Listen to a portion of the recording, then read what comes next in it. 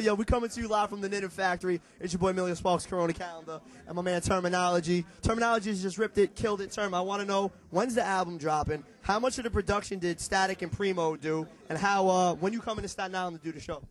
All right, man. Well, you know, Static ain't on the album. He's the A&R, though. Primo did like 1/4 of the album. You know what I'm saying? And yeah, I'll come out to your show. What's it called? The Spick Show? It's called the Dago Show. When I'm there, it's the Spick Show. You know, we got to rep.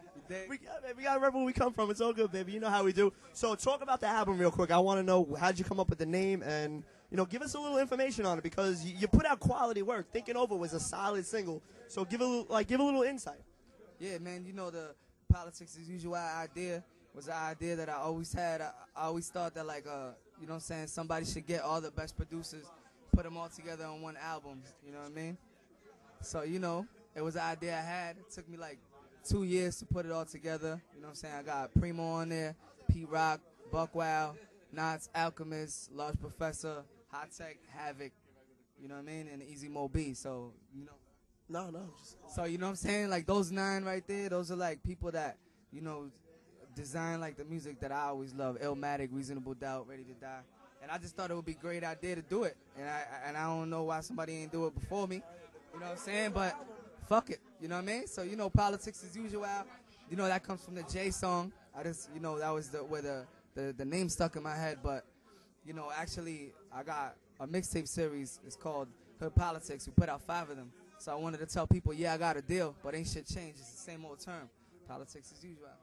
So how did you start working with Primo? Like, I want you to definitely explain that to me, please, because I think it's, I've read it. I know it's an interesting story, but for my listeners and my viewers that really don't know, please explain. Well, you know, first time I met Primo, Crumb Snatcher, you know what I'm saying? He was in Gangstar. He's from my hood, from Lawrence, Mass, so he brought me out there. You know, introduced me to him. I got in the video, same team, no games. I kept seeing him around, you know what I'm saying? And just saying what up, giving him CDs and shit. And Static Select is actually real good friends with him. And Static's my man. So, you know, one day, Static and Primo called me on the phone. And they played me this beat. They're like, yo, we're going to play you this beat. If you want it, you can have it. So, you know what I'm saying? They played Watch Out, Go Down. I just heard that shit over the phone. Doom, doom, doom, doom. I was like, yeah, I want it. And that was it. Ever since then, you know, from then to now, I did like 7 records with Premier. You know what I'm saying? Yeah, actually. How was it getting Saigon and Casty together? Because they're 2 totally different rappers, but 2 of the greatest right now on the street level. How did you get them 2 together on the same track? That was all Static because it's his album. So, he, you know what I'm saying? I had like that beat. I was going to take it for my next album. And he was like, yo, what if I put Cassidy on it? I was like, all right, great. Get him on it. And then he was like, then he had reached out to Sai. He had Sai, you know, and we did it. We shot the video, you know, like 2 weeks ago with Rick Cordero.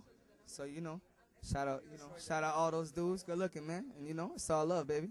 I need you to explain to me, because I lived in Boston for a short amount of time, and I was living in Methuen for a little while, and like the hip-hop scene in Boston is crazy. For those that don't know, explain to the people how crazy the hip-hop scene is in Boston, because Rex explained a little bit when he called up the show, so I want you to give a little more insight. Well, the thing about Boston is it's the place the most like New York in the world, like as far as like hip-hop, the crowd-wise goes, and the style, because it's very close. It's only 4 hours away, you know what I'm saying? So pretty much ever since hip-hop started, like, you know, the bean was pretty much all into the same type of fad, same style, and it kind of just stayed like that, you know? So it's kind of like, they're real similar, even though everybody, you know, over the baseball shit, Boston hates New York hates Boston, but you'd be surprised how similar they are, you know what I'm saying? The scene's kind of cracking. You might have to leave fast. You know? Nah, it's all good, man. All right, so we're coming to you live from the Knitting Factory. It's your boy Emilio Sparks, Termanology, Callender in the building. Hit us up for more information. Go to dogandponyshowwebsite.com, myspace.com/thedegocast. We'll be back. Keep it tuned, y'all.